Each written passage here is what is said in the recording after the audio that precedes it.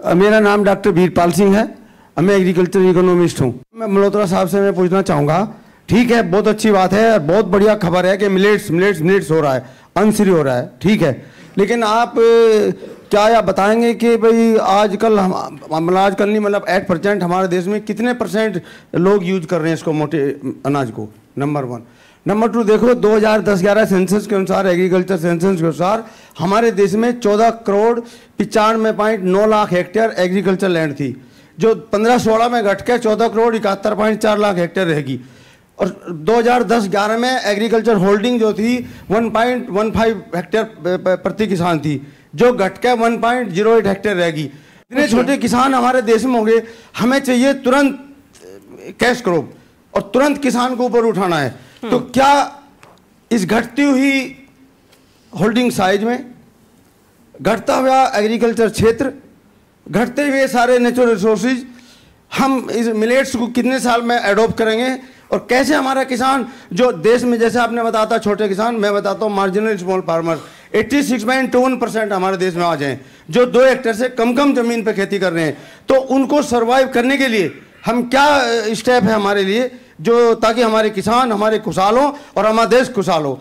वैसे तो देश के 2 प्रहरी हैं, एक किसान है और दूसरा देश की सीमाओं का है। तो किसान पहले सवाल हमने लिया, लेकिन जवाब एक ही साथ लूंगी मैं, एक बार कुछ और सवाल भी ले लेती हूँ जी। और सवाल, ठीक है। माय क्वेश्चन इज कि इंडिया सुपर पावर बनने का एम कर रहा है, जिसके पास डेफिनेटली कुछ सुपर पावर्स भी होंगी, एंड वो super powers without focusing on bottom of the pyramid नहीं हो सकता, विच इज एग्रीकल्चर।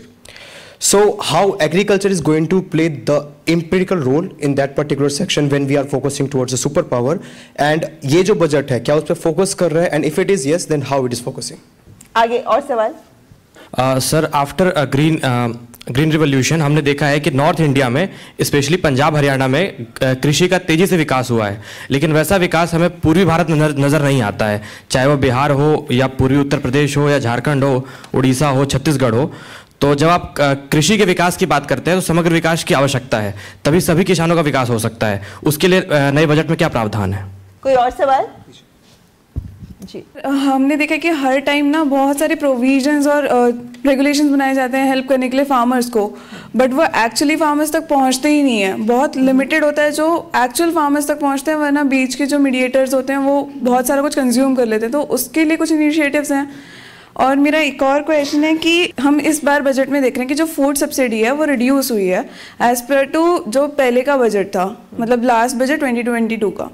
तो उससे जो रिडक्शन है उसको देखते हुए हम नेक्स्ट वाले के लिए क्या एस्टिमेट कर सकते हैं कि वहाँ पे दोबारा से फूड सब्सिडी जो है वो रिड्यूस होने वाली है, या आपका क्या ओपिनियन है उस पे बेसिस? Any other question? नमस्कार सभी को, मेरा नाम अमित पांडे, मैं एक गवर्नमेंट एम्प्लॉई हूँ, लेकिन मेरा सवाल है जो किसान पहाड़ों के हैं, जैसे हिमाचल और उत्तराखंड के जो किसान हैं उनके चैलेंजेस बिल्कुल डिफरेंट होते हैं, जो कि प्लेन्स में होते हैं किसान उनके बनस्पत, तो उनके लिए बजट के अंदर क्या स्पेशल प्रोविजन है या क्या उनको किस तरीके की सहायता दी जा सकती है?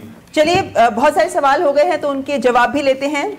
डॉक्टर मल्होत्रा, बहुत सारे सवाल आपकी तरफ ही हैं, लेकिन सबसे पहले मैं इनका सवाल लेना चाहूंगी, क्योंकि ये जो बात है कि कृषि में का रकबा कम हो रहा है, एक ही बात, लेकिन इससे जुड़ा, इसी से जोड़कर मैं सवाल पूछना चाहूंगी आपसे। हम देख रहे हैं कि तमाम देशों में कम संसाधन, कम जमीन, ज्यादा उत्पादन, और ये रेशियो हमारे देश में बहुत कम है। तो क्या हम इस लक्ष्य की ओर आगे बढ़ रहे हैं? जैसे हम स्टार्टअप्स की बात कर रहे हैं, टेक्नोलॉजी को कृषि से जोड़ने की बात कर रहे हैं, लेकिन ये जो बढ़ता हुआ कृषि का सीमित होता हुआ रकबा, इसको हम कैसे आगे बढ़ाने का सोच रहे हैं? कम संसाधन, ज्यादा उत्पादन, खुश किसान। जी बिल्कुल, बहुत अच्छे प्रश्न अभी जो सामने निकल करके आए हैं, मैं उनको बारी बारी से उसका उत्तर संक्षेप में देने की कोशिश करूंगा। पहले जो आप प्रश्न पूछा है कि मिलेट्स का जो इनका कहना था कि जो कितने लोग कंज्यूम करते हैं, तो टोटल जो हमारा उत्पादन है सीरियल्स का, तो वो करीब 315 मिलियन टन है। ये बिल्कुल लेटेस्ट आंकड़ा है, 315.7 मिलियन टन। उसका अगर मैं 10-11% करूं तो करीब 27 मिलियन टन हम लोग मिलेट्स का पैदा करते हैं। तो जितने पैदा करते हैं मैं ये मान के चलता हूं कि वही हमारी मांग है। तो करीब 11-12% मिलेट जो है टोटल प्रोडक्शन का ये हिस्सा है। तो एक तो ये पहला आपका ये जवाब। दूसरा जो प्रश्न आपका था कि एरिया घट रहा है, मैं बिल्कुल आपकी बात से सहमत हूं, लेकिन वो एरिया ज्यादा भी नहीं घट रहा है। वो करीब करीब 140 मिलियन हेक्टेयर एरिया, जो 14 करोड़ आप इस तरह का कुछ जो बता रहे थे, 140 मिलियन हेक्टेयर एरिया करीब करीब हमारे पास जो खेती होती है जहां पर टोटल वाले में, तो वो करीब 140 प्लस माइनस 1 बोलते हैं हम लोग, साथ में लगाते हैं। तो वो जो क्षेत्र है वो थोड़ा बहुत ही घटता बढ़ता रहा है, लेकिन उसका हमारे उत्पादन पर असर नहीं हुआ, क्योंकि ग्रोथ जो है कृषि में 2 तरह से होती है उत्पादन में। आप सुनिए, पहली बात जो है एरिया लेड ग्रोथ, दूसरी जो ग्रोथ होती है वो प्रोडक्टिविटी लेड ग्रोथ। तो हमारे देश में प्रोडक्टिविटी लेड ग्रोथ हुई है, उत्पादकता भी बढ़ी है। अगर उत्पादकता नहीं बढ़ी होती तो ये जितना उत्पादन है हमारा नहीं होता। क्योंकि यहाँ पर ये इस बात पर भी गौर करना बेहद जरूरी है कि हमारे देश में चाहे कितनी ही समस्याएं, कोविड को ही ले लीजिए, लेकिन कृषि दर भी बढ़ी है, कृषि दर सबसे ज्यादा रही है, और साथ ही साथ कृषि उत्पादन कभी कम नहीं हुआ। क्या इसका मतलब ये हुआ, जो मेरा आपसे सवाल था, कि उत्पादन, सीमित संसाधनों में बेहतर उत्पादन, हम इस दिशा में बढ़ रहे हैं? उसको दूसरी तरीके से भी जोड़ेंगे कि जितने भी संसाधन हैं उनका समुचित प्रयोग हुआ है, और जो नई टेक्नोलॉजी है, नई वैरायटीज हैं, प्रोडक्शन सिस्टम है, वो किसानों ने अडॉप्ट किया है जी। तो जब उसके अडॉप्शन से हमारी जो उत्पादकता है वो बढ़ रही है। ठीक है, हम दूसरे देशों से तुलना नहीं करें, क्योंकि दूसरे देशों की जो एग्रो क्लाइमेटिक कंडीशंस है वो अलग है, वो उनके हिसाब से ठीक है, हम अपने जलवायु के हिसाब से चलिए एक और सवाल की तरफ बढ़ते हैं। सिकरवार जी, ये जो बात कर रहे हैं कि अगर आप सुपर पावर हैं तो कृषि को कहां तक आप आगे लेकर बढ़ पा रहे हैं? अभी अगर हम देखते हैं इस वक्त जिस तरीके के हालात दुनिया में बने हुए, जिस तरीके की जियोपॉलिटिकल सिचुएशंस बनी है, उस सब के मद्देनजर खाद्यान्न सुरक्षा एक बड़ा मुद्दा, जिसको लेकर भारत एक सुरक्षित देश के तौर पर नजर आ रहा है, जो अन्य देशों का भी पेट भर रहा है। कहां तक, इस सवाल का जवाब किस तरीके से देना चाहेंगे आप?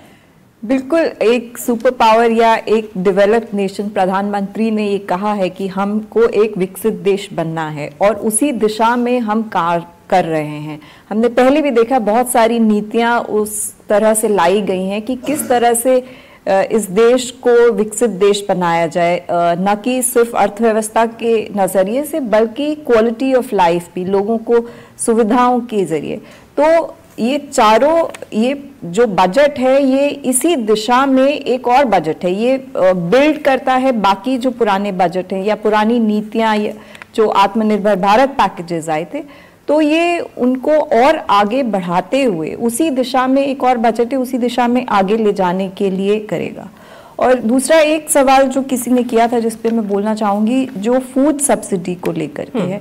फूड सब्सिडी जो अगले वित्त वर्ष के लिए जो कम दिख रही है, वो इसलिए क्योंकि प्रधानमंत्री अन्न योजना जो कोविड काल में चालू की गई थी, जिसमें और एडिशनल जो है फ्री फूड दिया जाता था, उसको सरकार ने बंद करके अब जो NFSA के तहत जो राष्ट्रीय, तो उसके तहत फ्री कर दिया है।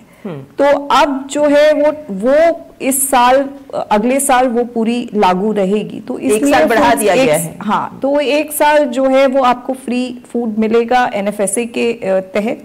तो इसलिए फूड सब्सिडी में कटौती, जो डबल स्कीम्स चल रही थी, उसकी उतनी जरूरत नहीं महसूस की जा रही है, और एक स्कीम उसको कर दिया, इसलिए कटौती दिख रही है। प्रोफेसर नुपुर, एक जो सवाल आ रहा था कि भाई कुछ एक राज्यों पर ज्यादा फोकस रहता है, हम उन्हीं को फूड बोल ऑफ इंडिया बोलते हैं, लेकिन तमाम राज्यों में किसान मौजूद है, सभी का विकास जरूरी है, और चूंकि आप जनजातीय क्षेत्रों से ज्यादा ताल्लुक रखती हैं, इसलिए मैं आपसे सवाल इसका जवाब चाह रही थी कि क्या ये जो सुदूर क्षेत्र हैं, यहाँ पर भी कृषि के ऊपर किसान, सरकार की योजनाएं दिखाती हैं कि तवज्जो दी जा रही है? देखिए, अब इसमें जैसे कि एस्पिरेशनल डिस्ट्रिक्ट्स की मैं बात करना चाहती हूँ। 112 डिस्ट्रिक्ट्स माने गए हैं, जो कि हर तरह से, प्रधानमंत्री जी ने इसको इनॉग्रेट भी किया, हर तरह से दबे हुए थे। तो इस केस में भी देखा गया है, तो ग्रास रूट्स लेवल में इन पार्टिसिपेशन की बहुत ज़्यादा बात की गई है, एंड एक सस्टेनेबल डेवलपमेंट की बात की गई है।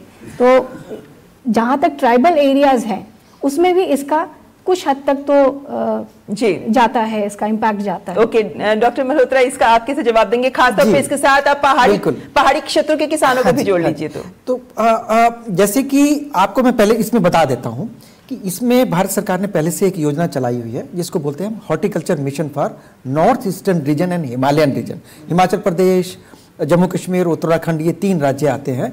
तो वहाँ पर ये योजना पहले से चल रही है और उस योजना में भी जितने भी नई घोषणाएं होती है वो एक तरह से जो पहले से चल रही योजनाएं होती है उनको एक बल मिलता है और उसमें नया जो एक कंपोनेंट है वो उसमें ऐड हो जाता है। दूसरा क्या है कि अभी जैसे ऑर्गेनिक खेती की बात करते हैं तो ऑर्गेनिक खेती पर अलग से organic cultivation in north eastern reason के लिए एक अलग से योजना है जिसमें केवल नॉर्थ ईस्टर्न रीजन को ही बढ़ावा दिया जा रहा है और इसके लिए एक अलग से पोर्टल भी बना दिया गया जिसको किरण के नाम से बोलते हैं। और वो जो किरण पोर्टल है वो एक तरह से नॉलेज मैनेजमेंट जो है, नॉलेज एग्रीकल्चर से, कृषि से रिलेटेड, वो किसानों तक वो डिजिटल का पार्ट है क्योंकि वो इसी में घोषणा हुई है कि डिजिटल एग्रीकल्चर, डिजिटल इंफ्रास्ट्रक्चर उसको कैसे बढ़ावा मिले। तो जितने भी इस तरह के क्षेत्र हैं जहां पहले बढ़ावा नहीं दिया जा सकता था उनको जो है इसमें शामिल किया गया है कि सभी राज्य जो है इसमें समान रूप से जो है शामिल हों। जैसे कि अभी बता भी रहे थे कि एस्पिरेशनल डिस्ट्रिक्ट्स में उसको इस तरह से किया गया है और शेड्यूल्ड ट्राइब एरियाज हैं उसमें जो है 15% का जो है उसमें रखा गया है कि जो बजट का एलोकेशन है वो इस तरह के किसानों के मध्य में जाएगा जो उस वर्ग से संबंधित है। और मुझे लगता है डॉक्टर मल्होत्रा जिस तरीके से इस बार डिजिटल एग्री इंफ्रा की बात की जा रही है, इंफ्रास्ट्रक्चर कृषि के लिए डेवलप करने की बात की जा रही है, स्टार्टअप्स के जरिए हमारे जो ग्रामीण क्षेत्र के जो युवा है उन्हें साथ में जोड़ने की बात की जा रही है इत्यादि, तो मुझे लगता है ये जो विकास है ये सभी वर्गों तक पहुंचने की संभावना बढ़ जाएगी। जी, सभी राज्यों में। जी, फिलहाल आप सब लोगों